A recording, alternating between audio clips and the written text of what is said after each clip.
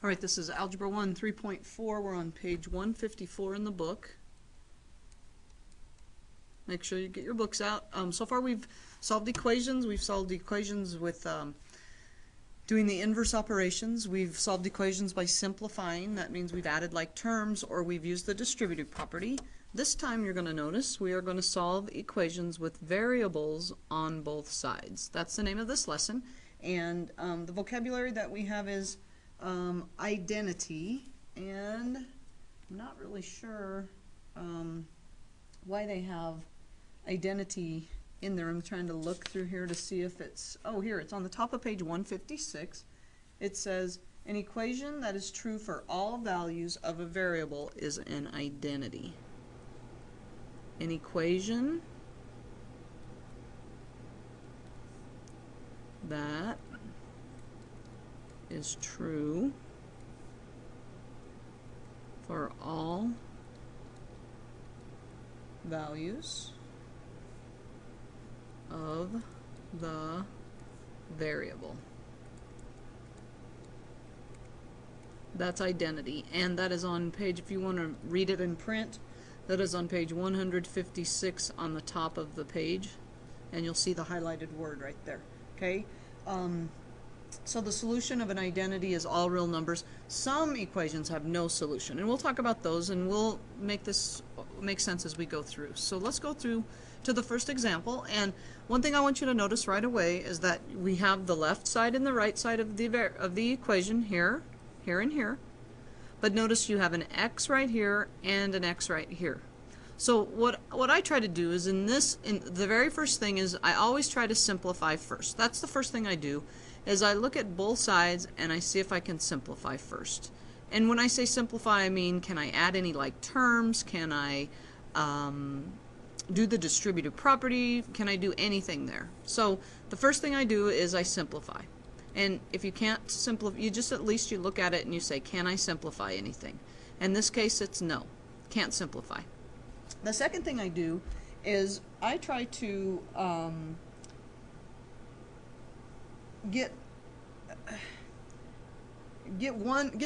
the variables moved over to one side or the other side. I want all the variables on, that means the x's or the y's, on either the left or the right. A lot of us, we get so used to putting them on the right, but I'm going to show you what I do is I don't like to deal with negative numbers very much. So I am going to say we are going to move first the smallest variable. Okay, when I mean move the smallest variable, we're either going to get the 8x off of this side or the 4x off of this side. So that's a negative 8x. That minus means it's negative. So negative 8 is smaller than 4. So I'm going to get the 8 off of here, and I do it just like I do the numbers. If you have a minus 7, how do you get rid of a minus 7? You add 7. So in this case, I have a minus 8x. So to get rid of it, I'm going to add 8x. And then we learned that whatever you do to one side of the equation, you have to do the exact same thing to the other side. So those cancel out, leaving me with 7 on this side. Now check this out. I don't put the 8x under the 17 because it's not a like term. The 4x plus 8x here is 12x minus 17. Now I'm back to those original equations that you guys were doing like in 3.3 and 3.2, which are multi-step, but first thing I've had to do is gather the variables on one side. Then I move, let me get my pencil going. Okay, then I move the number that is with the variable. And what I mean by that is this x, remember I'm trying to get that x by itself, so I'm going to move this number that's attached, the plus 17, or the minus 17, which would be to add 17, and that would come out to be 24. Those cancel out, leaving me 12x, and then I continue. The last thing I would do is go ahead and solve for x. So 12 times x, notice I'm saying that out loud, the opposite of timesing by 12 would be to divide by 12. Our 12s cancel out, x equals 2. Now, the check here is a little bit more complicated. You always want to check the original problem because you could have made a mistake somewhere along the line. So we're going to put in x right here, we're going to put in a 2, and here we're also going to put in a 2. So this is going to be 7 minus 8 times 2, which is 16, is supposed to equal 8 minus 17. Well, let's try it. We go boom, boom. Subtract, I get 9, negative 9. And then I go boom, boom, subtract again, I get 9, negative 9. Negative 9 does equal negative 9, so therefore the solution to this is 2. And let's see. Let me get rid of the writing here. Hold on.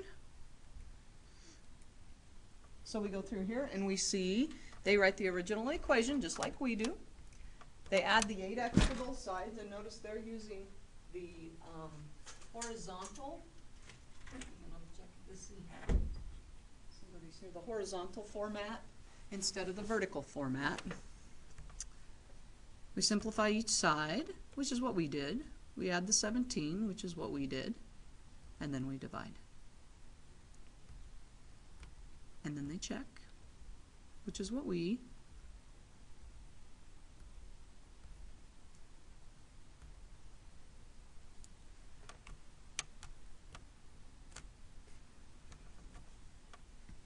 step we said was to simplify.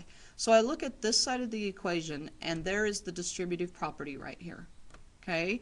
And before I told you, you know, to whenever you have a fraction and it's multiplied, to go ahead and multiply by the reciprocal. But I'll tell you right here, it's pretty easy. A fourth is very friendly with these numbers right here. Look at these numbers. What if you take a fourth of something, you divide it by 4. So a fourth of 16, let me get rid of my marks up there. We leave this side alone because it's already simplified. We're going to take a fourth, we're going to multiply this times this times this. A fourth of 16 is 4x, and a fourth of 60 is 15. So that's one way to simplify that, is to see if it's a friendly fraction with the numbers. If it is, go ahead and just use the distributive property. So then we've simplified. Now let's move the letters. And I want to move the smallest letter. 4x is smaller than 9x, so that's a plus 4x. So to get rid of it, we would minus 4x from both sides. And 9x minus 4x is 5x minus 5. You bring down what you haven't dealt with. These cancel out, and that equals 15. Then we would add 5 to this side, add 5 to this side. Those cancel out. 5x equals 20. Divide by 5. And x equals 4. So let's check it out. We'll put it into the original problem. We're going to put a 4 in right there. So 16 times 4 is 64. 64 plus 60 is 124. A fourth of 124, you would divide it by 4, is 31. This is 9 times 4 is 36, minus 5 is 31. So we know we're right. X does equal 4. And let's go through here, erase that, and let's watch them. So let's see how they solve it. They write the original equation. They use the distribute, same thing we did. See that? They didn't quite show the work very well on both sides like we would. And then x equals 4. Alright, so let's do this one. We have variables on both sides. First we see if we can simplify, and notice I can't simplify anything right here. So I'm going to, I can't do 24 minus 3m, so I want to move the m's. I need the m's on one side and the numbers on the other. So I'm going to move the minus 3m, so I'm going to add 3m to both sides. That cancels out. I get 24 equals 8m. Well, that one comes out kind of nice. Look at that. Divide by 8. M in this case equals 3. And if you're having trouble solving, don't wait for the test to ask me. Please ask me as you go. And well, let's check our work. So I put up here, I put a 3 in right here. It would be 24 minus 9 equals 15. And 24 minus 9 is 15. So it does check. The answer is 3. Okay, number 2, I look first look to see if I can simplify. I can't simplify on either side, so I'm going to move the smallest c, so minus c from this side and minus c from this side. My c's cancel out. 4c minus 1c, remember there's that unwritten 1 right there, is 3c minus 7. Now I'm on the side with the letter. I get rid of what's added or subtracted first, so I add 7 to both sides. 27 equals 3c divide both sides by 3. Once you get to this point right here, that's exactly what we've done before, and then you should be home free. And what is that, 3c, so the 3's cancel out, so in this case c equals 9. Let's try it. 20 plus 9 is 29. 4 times 9 is 36 minus 7, that is 29. So c does equal 9. It checks and we're good to go. Right, let's do the next one is 9 minus 3k equals 17k minus 2k. Look at right there. This right here, I can simplify that before we start. So we're going to go 9 minus 3k equals 15k, because I could do 17k minus 2k. That's simplifying. Now I'm going to get the minus 3k. I'm going to add 3k to this side. Add 3k to this side. I get 9 equals 18k. That's 18 times k, so I would divide. Now, here's one of those situations where it's nice to show division this way. 9/18, if you look at that, is a half. So you can leave your answer as just the fraction, or if you put 0.5, but I think the book might leave it as a fraction, so make sure you recognize that. And so we put in a half. So we put in 9 minus 3 times a half. Half of 3 is 1 1/2. So that's going to be 7 1/2. 17 times a half. What's half of 17? Half of 16. 8 1/2. Minus half of 2 is 1. 8 1/2 minus 1 is 7 1/2. So it checks, and 1/2 is my answer. What? They put -8? Oh, you know what? Here, this is what's wrong. In the book, I did it right with what I did. In the book, this does not have a K on it. They have a typo on my PowerPoint right there. That shouldn't be there. So it should be 9 minus 3k equals 17 minus 2k. So I'm going to add, minus 3k is smaller than minus 2k, so I'm going to add 3k to this side, add 3k to this side. My k's cancel out. 9 equals 17. Negative 2 plus 3 is positive 1, just the 1k. Subtract 17. Boom, boom. Negative 8 equals k. It does work. Okay, it's nice when you have the right problem to begin with, so I'll make sure I'll double check that. Alright, 5z minus 2 equals 2 times the quantity 3z minus 4. I see the distributive property right here, so I need to simplify that before we do anything. 5z minus 2 equals 2 times 3z is 6z, and 2 times negative 4 is negative 8. Now I'm going to do the z's first. I'm going to minus 5z from this side, minus 5z from this side. Those cancel out. Now here's, be careful, what's left on this side is a negative 2. Make sure you bring the negative down with it. 6z minus 5z is just 1z minus 8, and all I got to do is add 8 to both sides. Negative 2 plus 8 is 6, so z equals 6. Let's check it out. 5 times 6 is 30. 30 minus 2 is 28. 3 times 6 is 18, minus 4 is 14, and 14 times 2 is 28. So that one works out. The answer is 6. So we're solving the equation right here. The equation is still as a distributive property right here. So that's the first thing we're going to do. We leave this alone. We go 5 times a is 5a. 5 times negative 3 is negative 15. And let's add 4a to this side. Add 4a to this side. That cancels out. 3 equals 9a minus 15. Add 15. This is what we've been doing. 18 equals 9a. Divide by 9. A equals 2. That's great. I'll look at all those steps. You just need to write them all out step by step. If you don't understand, this is why it's important to understand everything from 3.1, 3.2, and 3.3, because you can see everything from this point on in this problem is the lessons from before, is 3.1, 3.2, and 3.3. So very important on that. So let's put 2 in and see if it works. 3 minus 8 Sorry, I don't know what I'm doing right there. 3 minus 8 is negative 5. 2 minus 3 is negative 1, and 5 times negative 1 is negative 5. So it works out. A is 2. Okay, and last one. This one, let's see. This is still pretty friendly right here on doing the distributive property with this fraction, because the thirds, when you take a third of something, you divide it by 6. So if you're going to take 2/3 of 6, 3 goes into 6 2 times, and 2 times 2 would be 4. 2/3 of 6 is 4, so that would be 4y. And 2/3 of 15, 3 goes into 15, 5. You can split 15 into 3 equal groups, and you need 2 of them. 2 times 5 is 10.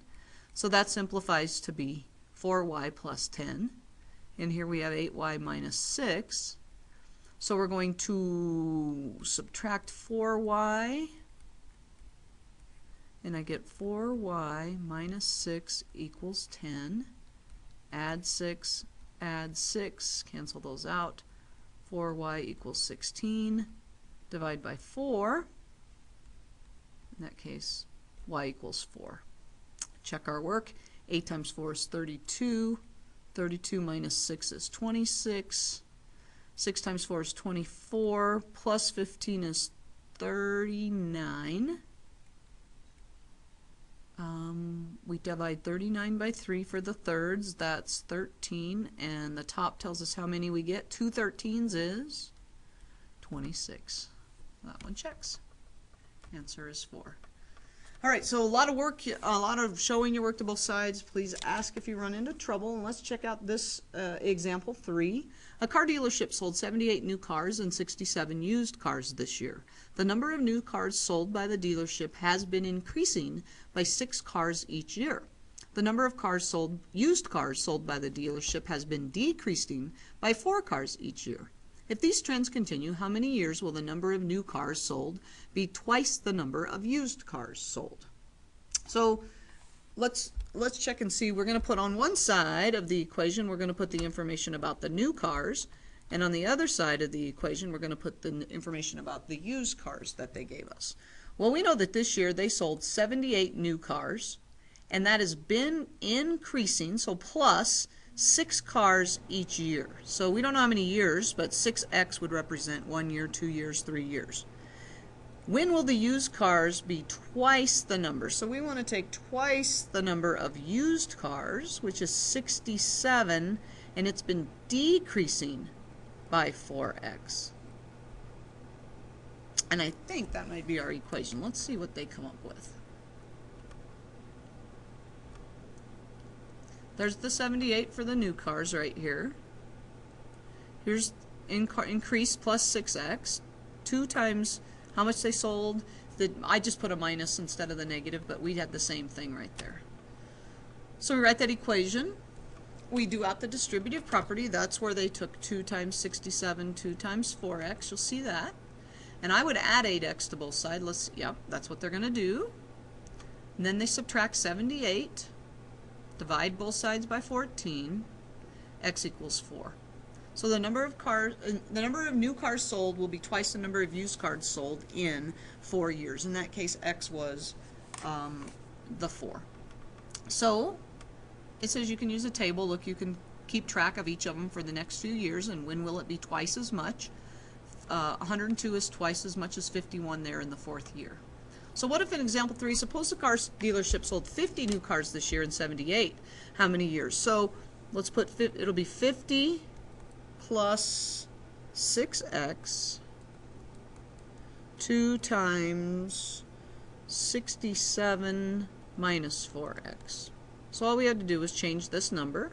So let's do the distributive property just like they did. 50 plus 6x equals, let's see, 260 is 120, 134 minus 8x, add 8x, add 8x, 50 plus 14x equals 134 minus 50 minus 50, 14x equals, let's see, that's a 4, 84 divided by 14 times 6. So x equals 6. So it will take 6 years for that one to be twice the amount. Alright, so let's check this one out. It says solve the equation if possible. This is the last example, and I'm on page 156. This is where the identity of a number of solutions comes in. It says equations do not always have one solution. An equation that is true for all values of a variable is an identity. That means it can have more than one solution. So let's check out when that happens. So if we go to solve this, we would do the distributive property. So we'd have 3x equals 3x plus 12. Now we're still trying to solve this. I don't want to move this 3x right here because it'll leave nothing over here. So let's minus 3x from this side and minus 3x from this side. 3x minus 3x is 0. These cancel out and I get 0 equals 12. Well, you can't get 0. 0 can't equal 12. It never has. 12 equals 12 or 0 equals 0. So if you end up with a problem like an answer like this, you would say to this one, there is no solution. Okay? So when you come up with a statement that is not true, because 0 does not equal 12, you say no solution. But check this one out. 2x plus 10, and you do the distributive property, you get 2x plus 10. Let's minus 2x. Let's get the 2x's on the side. We get, those both cancel out, and you get 10 equals 10. In this case right here, because you have 10 does equal 10, you say that this is an identity. Okay, and an identity is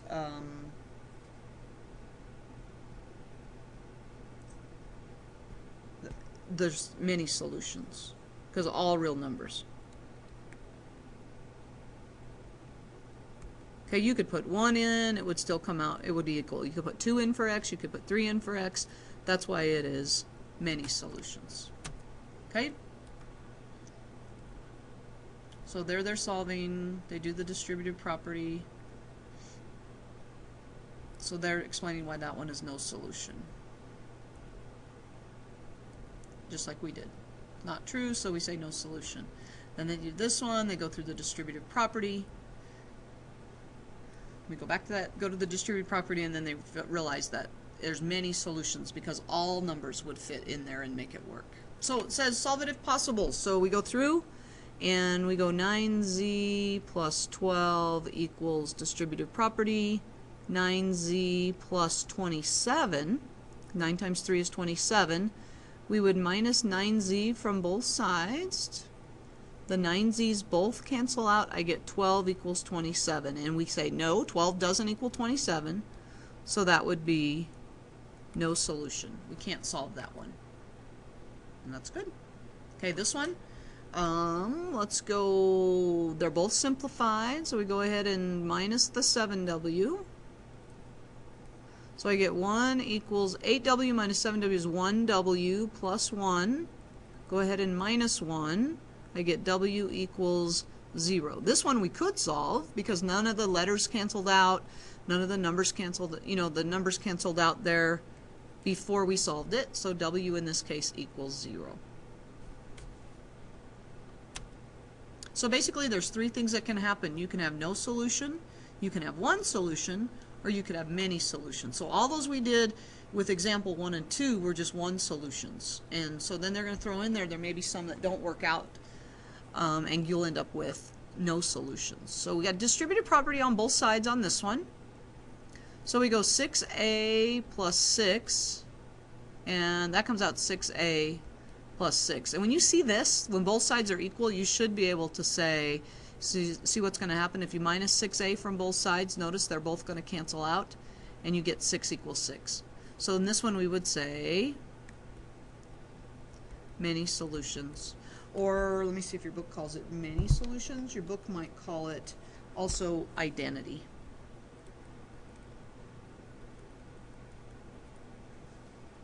Okay?